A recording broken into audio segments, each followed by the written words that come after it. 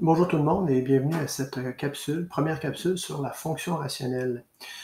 Mon document de référence est celui que vous trouvez sur mon site web dans la section arithmétique et algèbre, relations et fonctions. Vous descendez en bas de la relation linéaire et vous arrivez à relation de proportionnalité inverse et fonction rationnelle. Deux noms pour la même fonction.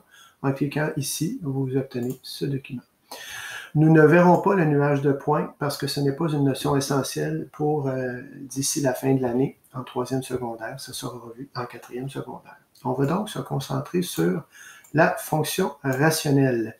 C'est la deuxième et dernière fonction que l'on voit en troisième secondaire. Alors allons-y. La fonction rationnelle est nommée ainsi parce que son équation a la forme d'une fraction. Une fraction, c'est un nombre rationnel. En fait, il s'agit d'une situation de variation inverse. C'est-à-dire, avec une mise en situation, ça va être plus clair. On veut financer une activité en faisant un tirage. Donc, on a un gros lot de 6 000 $, ça peut être une commandite. Il peut y avoir plus d'un gagnant.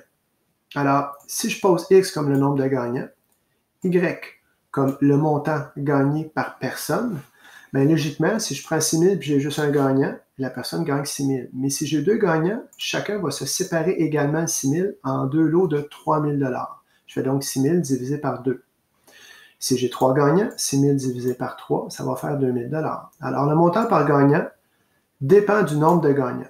Donc, plus le nombre de gagnants augmente, plus le montant par gagnant diminue. Il s'agit donc d'une relation décroissante.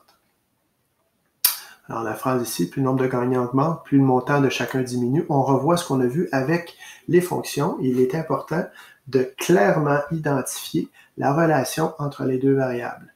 Donc, au départ, la logique de la situation doit vous permettre de comprendre qu'est-ce qui se passe à Y. Et Y, c'est le montant de chacun. Si je modifie X. Donc, si X augmente, qu'arrive-t-il à Y?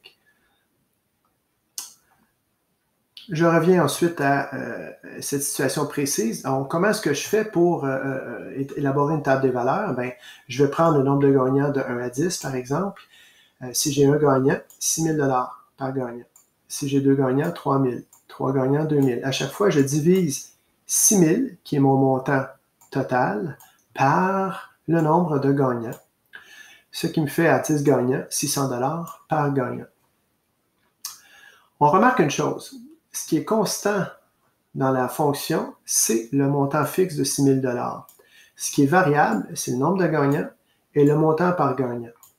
Or, une particularité de la fonction rationnelle, c'est que si je multiplie le nombre de gagnants par le montant, par le montant par gagnant, je vais toujours obtenir le montant total de départ, c'est-à-dire dans ce cas-ci, le gros lot de 6 000 $. Alors, faisons 1 fois 6 000, ça fait 6 000.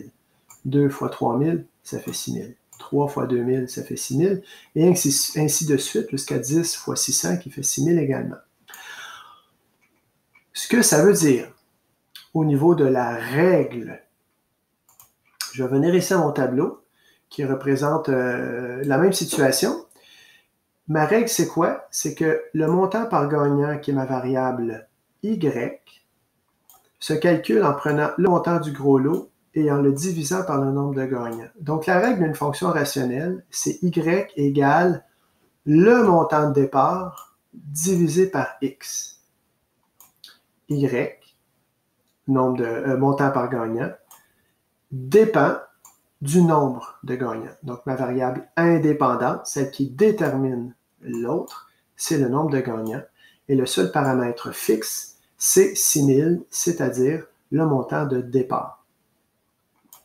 On arrête ici pour cette première partie.